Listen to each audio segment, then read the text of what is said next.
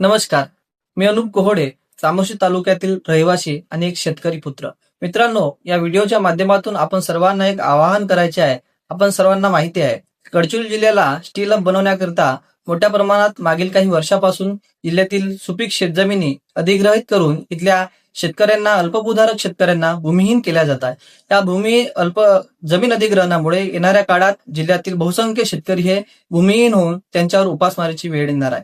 आता कालपरवाच्या एक प्रसार माध्यमाच्या माध्यमातून सुद्धा चामोर्शी आणि गडचिरोली तालुक्यातील जवळपास 32 गावं, त्यामध्ये चामोर्शी तालुक्यातील वालसरा, कुरुड, विहापूर, आमगाव अशी बरेच गावे त्या ठिकाणी JSW साठी अधिग्रहित होणार असल्याचे कळले आहे.